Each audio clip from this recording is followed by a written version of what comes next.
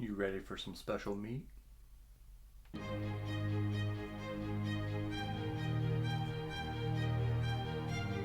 Be more than human. Hello, and welcome back to the channel. My name is Joseph Carroll. I write under the pen name J.R. Carroll.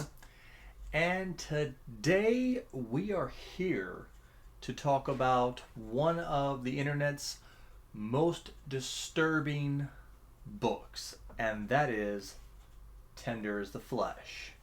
Before we jump into the book review, make sure you like, subscribe, do all that good stuff. And also, I am having a big discussion with Mike from Mike's Book Reviews this Sunday at noon. So come over, check it out, ask some questions. I'm going to ask him some questions that nobody has asked him before, so come check it out. Now, let's roll into the review.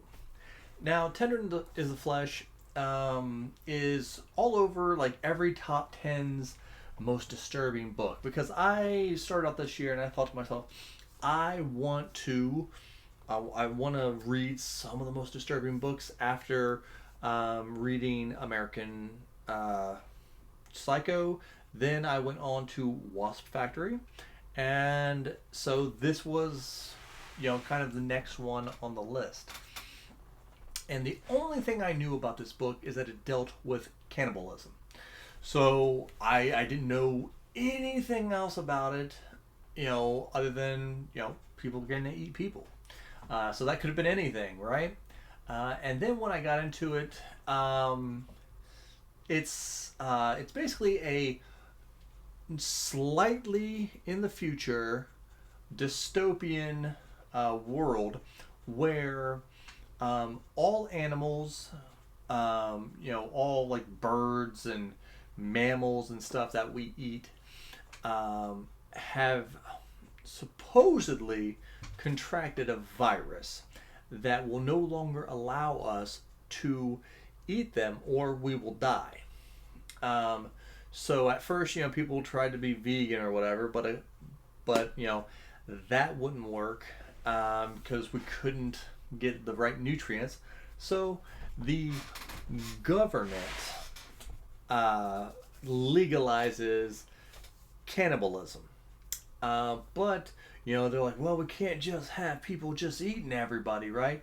So we got to figure out a way to do it systematically.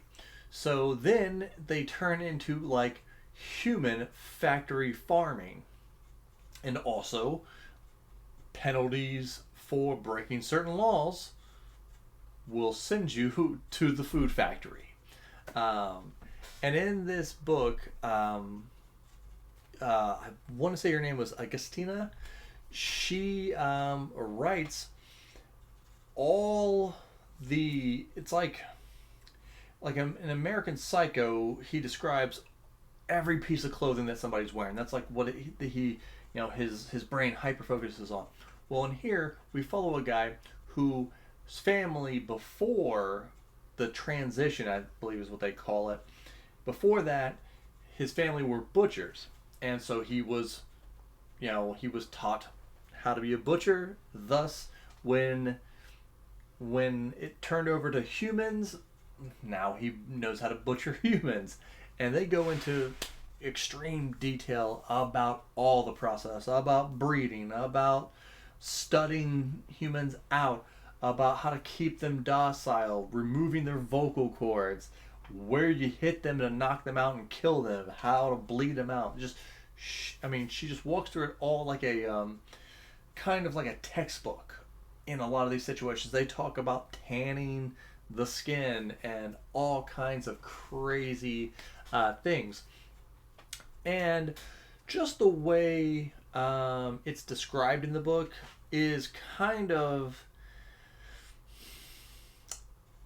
it is disturbing, yes, but it really doesn't, like, the way it's being described to you doesn't really push you over the edge or make you, I guess the situation kind of makes you more angry than sick. I guess you're like, how are you doing this to people? But the big dilemma here is there's so many rules about these people like cattle, where they call them heads of cattle. Well, that's what they call humans, and and you're not allowed to get attached to them because they're not really human. You know, they're just heads.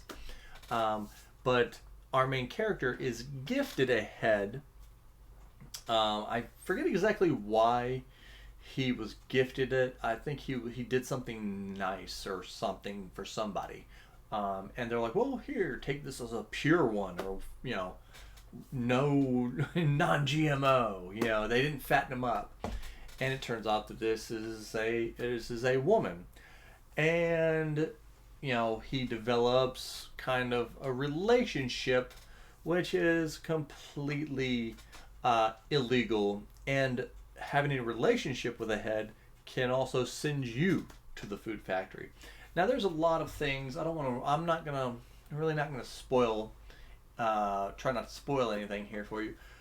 But there's a lot of things to unpack here, and depending on your views, you can look at this book as you read it, and you can go in so many different directions. You can go in the factory farm direction. Oh, that's bad. Eating meat's bad.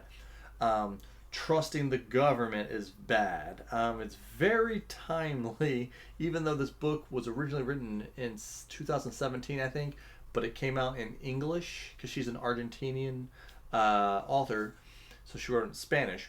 But then it came out in 2020, I think, and very timely about how people aren't very convinced that this wasn't some government conspiracy to lower the population within the book.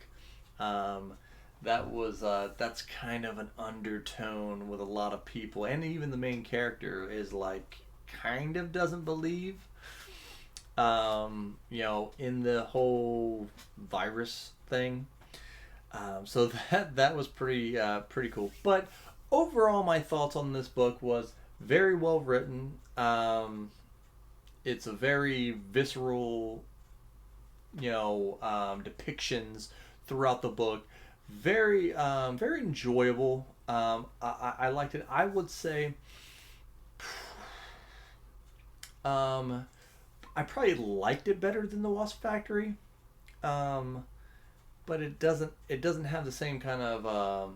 I think people who are into fantasy will like the Wasp Factory better, probably. Still not as disturbing as American Psycho, not as good as American Psycho in my opinion, but solid book. Definitely check it out. Definitely very, you know, it is disturbing in many ways, but check it out, and remember, be more than human.